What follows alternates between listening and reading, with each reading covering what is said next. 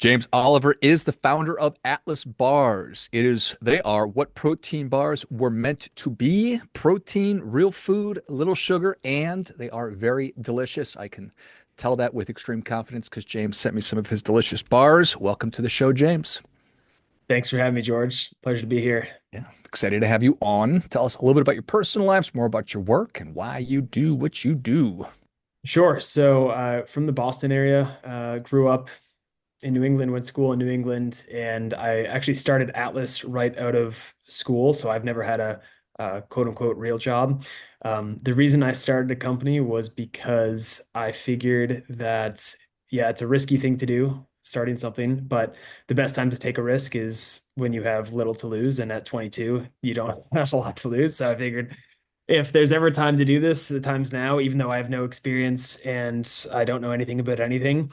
I think that I'll probably learn more applying myself to this in the next couple of years than I will doing something else. That's why I initially started a company. And when I was thinking about what to start a company around, I think, like most people, you think about what you know, your domain of competence. And for me, that was nutrition. I had taught myself a lot about nutrition. I was just very interested in it from a young age. I one of my earliest memories was when I was like a young kid, like 4 or 5 years old, and one of my parents said to me that eating carrots improves your eyesight. And I remember that stuck with me, and I was like, "Oh, that's interesting. So if I have a bunch of carrots, like I'll be able to see better." And I just that idea was just so cool to me that you can improve parts of your body and how your body and mind function by the choices that you make of what you put into it. Like the equivalent that I thought of was like if you had a car and just by choosing making certain choices, you could upgrade the engine of that car, not by like buying anything, but just by how you choose to use that car. And I was like, that's really cool. And that really stuck with me. And so I got into nutrition, health, fitness. I just thought it was there's so few things that you can control in this world and in life. And I thought it was very empowering that you can control, like, you know what, I can't control all the craziness in the world, but I can choose what I put in my body. I can choose what I do with my body, and I can make the most of this. You only get one body, so you may as well take care of it. So I was very taken with all of that as a kid and thought about it through high school. And then in college, I got more into like long distance endurance stuff. Like I did a couple of ultra marathons before. I didn't even know that they were called that. I just did long distance stuff, and a few years later, I was like, oh, I guess technically, I guess those were ultra marathons. But because of that, you then have to dive more. A lot of that, like the challenge of that, is one of the big challenges that people underestimate is nutrition is a big component. Like you have to train your stomach.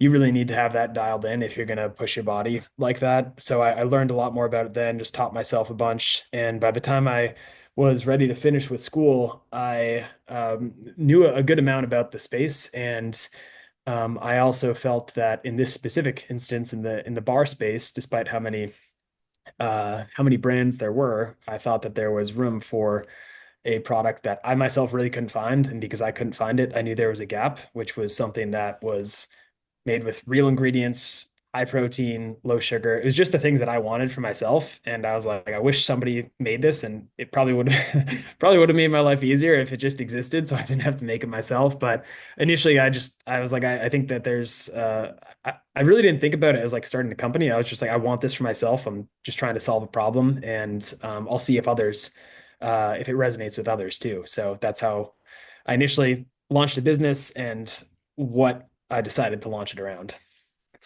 Well, I think it makes perfect sense, and I love stories like yours where you are working to kind of solve your own problem, and you're actually able to do it. Why is it in when you went down the path of wanting to just use whole ingredients, low sugar, real food, like that just sounds so obvious to me, but why isn't it? Why did nobody else do it? It's a great question. And I think that there are a number of reasons why. And I think they're the same reasons that our food system today is dominated by processed foods that are full of sugar. One, sugar is very cheap.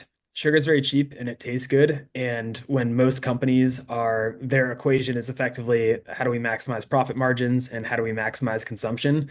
Well, it helps if you have an ingredient that's very cheap and also can be very addictive. It kind of solves two birds or kills two birds with one stone. So, large companies have a huge incentive to use sugar because it really is. I mean, there's a reason that Coca-Cola basically prints money and they just sell sugar water because it's very addictive and it's very cheap. So there's that economic incentive part of it. And then there's also the functional side of it, which is that it's more challenging to create a shelf stable product. I think people underestimate how complex because you interact with it every day. You're like, oh, how difficult could it be to make a cookie? It's a very complex like biochemical system where you have all these different interactions happening. You can't see them because they're microscopic, but you have all these different interactions happening. And it's much easier if you can use a lot of the chemical and artificial stabilizers that companies have innovated to solve this. Like if you can use industrial oils that are much more stable, but they're also not the best for consumption, or if you can use different flavors that, again, they're not natural derivatives, but they create a very nice, stable flavor. So I think to answer your question, there's both economic and formulaic reasons that people don't use or larger companies don't use like real ingredients because it's both more expensive and it's harder to do. Well, those are compelling reasons right there. Yeah. So, and you can tell me if I'm off base here, but I didn't necessarily understand. So I'm 47 years old. I was a Division One athlete. I stay very active now. What I put into my body is extremely important to me that I do good things, but that has not always been the case. I don't know that I was aware of looking for added sugars and all of these seed oils or just all the crap that you don't put into your bars. Do you feel like people are more like me where they're sort of waking up to what am I putting into my body? Yeah, I definitely think so. And I don't think so. I know so because if you look at the largest CPG companies right now, if you look at their financial performance, it's not good. And it's not good because Americans kind of en masse are rejecting a lot of the shelf stable products that they've had over the past couple of decades. So I think we've effectively been running an experiment over the last 50 years on the American population, really on the Western world, which is like what happens if you give an entire population, like multiple generations of people, all of this food that's very heavily processed and is not really food that you would ever encounter in the natural world. And now we're seeing the results of that, which is that 9 out of 10 people have some kind of metabolic disorder. We have record levels of obesity. We have record levels of diabetes. And all these metrics are going in the wrong direction because the food system, as it currently stands, is perpetuating them. So I think that people are waking up because it's very clear that, yeah, in the short term, you can get away with having cereal and having fast food and all of this, and you're not really going to see too much of a difference in your day-to-day life. But if you do that 5, 10, 20 years, that's going to put you on a different trajectory. And that trajectory is not a good trajectory. And I think people now, we've done this long enough that it's clear that there's a causal effect between consuming all this food and what it does to your long-term health. And so I think because of that, you do have people rejecting what traditionally over the last couple of decades has been kind of the mainstays in American diets. You just kind of started talking about inputs and the things you put in. Eating carrots, you're going to see better. You do good things to your car, it'll perform better. Yeah. Well, for 50 years, the experiment that's been run, the results are obviously freaking terrible. And so hopefully Yeah. it's not too late. So you can go get a protein bar at whatever. There's 1,000 of them, and they're all have these crazy labels and there's colors on them, and many of them literally taste like candy bars. So when you are competing for that, or you are trying to put together your formula that will be shelf stable, that will be good enough, but not tasting like a Snickers, how do you sort of square that circle? How did you settle on your formula, for lack of a better term? many iterations. Yeah, we still iterate. We still make modifications here and there. I don't think that the way that I view a product is that it's not just a static thing. It's continuously evolving, like us, like people. Like we're continuously evolving. Like an example would be, um, like if Apple had come out with the iPhone in 2007 and was just like, all right, we're done. No need for any changes. All Obviously, they didn't done. do that. They're on iPhone like 15 now, because there's always things that you can improve, always ways that you can make the product better. But I think it's a great question, and I think that's the challenge in terms of you are fighting biology at some level because human biology wants sweet, it wants fat, it wants salt. And if you are trying to create something like we're trying to create, you are fighting against all of these brands that are using these ingredients that leverage those really like primitive levers in your brain, that your brain just wants sugar, it wants fat, it wants salt because those things were so scarce for the majority of human existence that it's still our biology basically hasn't caught up to the fact that this thing that for like 99.9% of human existence was very scarce, like you wouldn't have access to abundant sugar or abundant salt or fat, is now something that we do have in abundance. So I think that's really the challenge for a lot of brands like us is how do you make something that doesn't compromise on those things and can still deliver the kind of sensory experience that people are looking for, but that does it with better ingredients. Unfortunately, ingredient technology has come a long way in terms of the levers that we have available. Like there's an ingredient that now exists that didn't really exist even 5, 10 years ago. Allulose is what it's called. It's basically it technically is a sugar, but it has 10% of the calories of sugar and 70% of the sweetness and no metabolic impact. So the reason that's important is because that unlocks a lot of possibilities in terms of what you're able to formulate because you now have this ingredient that you can basically use as a replacement for sucrose, but it doesn't have really any of the negative downsides. And so I think it's easier now than more than ever to create products that don't compromise on that sensory experience that people are looking for, but that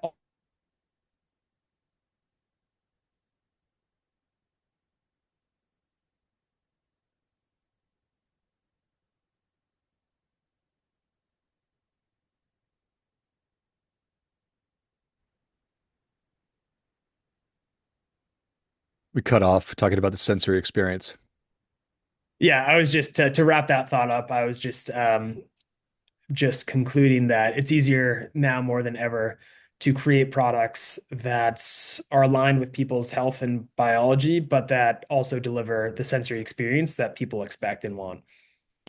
Yeah, it's fascinating, right? Every ounce of my DNA wants wants that sweetness. We want the saltiness. We want to be consuming, and then we want to be looking at it, be like, oh, look, I'm doing something good for my body. This tastes really good, also. Yeah. What a wonderful benefit. But we're getting hijacked to a degree.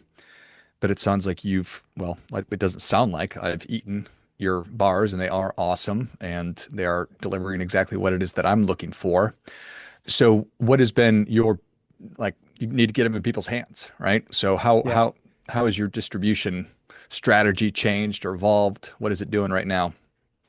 Yeah, we actually right now we sell a majority of our product online. The reason that I like online first for a couple of reasons. One, you have more real estate to communicate to the consumer. The things that we're talking about right now, it's very hard if you think about like a traditional grocery store, and how large the labels are. You have like this much space, like a cigarette box of space to communicate why your product is different. Whereas if you think about what you can do online, you can use videos, you can use images, you can use graphics, you can use so many different mediums for communicating to people so that they're like, oh, I get it. Like this makes sense to me. This is, as you said, this is kind of obvious why somebody would want that. So I like it for that reason. And then I also like it because just from a pure economic perspective, the uh, food industry is very it's there's a lot of people involved. So there's distributors, there's brokers, there's retailers, And that can contrast that with like direct to consumer, where you don't have those other individuals involved. And all those groups, they serve a purpose, and they're necessary, but it just means that there are more people in the kind of chain from the company to the consumer that need to take a cut in order to have a sustainable business. And when you can go directly to consumers, you don't need to basically give out like three different cuts to different companies. So it makes it easier for emerging brands from that perspective too, just from a pure financial perspective, to scale. And how do you think about how did you settle on your pricing? Are you the cheapest? Are you the most expensive? Somewhere in the middle? Somewhere, I would say we're somewhere in the middle. I think that we would probably be just like Starbucks is not the cheapest, but it's also not the most, it's not like as expensive as some like boutique coffee shop, but it's also not like as cheap as like a Dunkin'. It's like if you think about where pricing would be on like a bell curve, it's probably like if bell curve is like or the average is like 50%, it's probably like 60 or 70%. I think that's roughly where we would fall to. So the average price that somebody pays for an Atlas bar is $2.50, which is it's not the cheap. I'd say like middle of the pack is probably like $2 or so, and like the high end is like $3 to $4. So we're a little bit above the average. But in terms of how to establish pricing, if I was, I guess, giving guidance to somebody, a lot of it is determined by just what your consumer is willing to pay. Like how much is you can sure you can look at the competitive field and say, okay, their price here, their price here. But at the end of the day, it really comes down to how much value are you giving to somebody and how much are they willing to pay for that value. And there's also trade-offs because if you increase price, it's in all likelihood your volume is going to decrease. So it depends on your goals too. So if you're just looking to like maximize the number of units you want to sell, then sure, you can cut price and you're probably going to do that. But if you're looking to maximize profit, then you can increase price a lot and you're probably going to sell fewer units, but you're going to make more per unit. So it also depends on what your goals are and what you're looking to do with the business. Yeah, I appreciate that. So, looking back on your entrepreneurial journey with Atlas bars, what was maybe some of the biggest highlights, lowlights, biggest surprises, shocking things? There's there's honestly so many. I'm There's sure. so many. Yeah. Um, I mean, I think one of the most important things is just being a sponge and just trying to learn as being cognitively flexible. And it's really hard to do because you have to have some opinions and some framework for building and navigating, making decisions. But at the same time, you also have to be open-minded and be willing to change those frameworks and adapt them based on new information, which is a hard thing to do. It's hard to have both like confident opinions about like, okay, this is what we're doing, but then in light of new information, be like, just kidding, this makes more sense to do now. So let's move in this direction. Like I actually I had to do that recently because I was planning on moving in a certain direction with how we're positioning the product, and then new information came to light, and I I kind of discarded what I was going to do, and I was like, all right, that I think that like makes sense at some point, but not right now. So let's go in this direction. So I think that's a really important skill to have is being a sponge, being able to absorb information quickly, especially in this day and age when things change faster than ever. There's more tools that come out, the landscape shifts. Like as we are speaking, there are like entire industries that are being disrupted by the advent of AI. So industries and the world moves at a velocity now that it's never moved at before. So I think that's just such a key skill is just to be able to process information and act on it and think clearly. Thinking clearly is it's easier said than done, but yeah, it's just such an important thing. Well, certainly, and this is your baby, This is something that Yeah. you made and you created, so it's makes perfect sense that you would be excited about your ideas, but it obviously wonderful that you're have the courage and the humility to say, "Oh, you know what? I maybe was wrong about that or slightly wrong about that, and I need to be able to pivot." So, Yeah.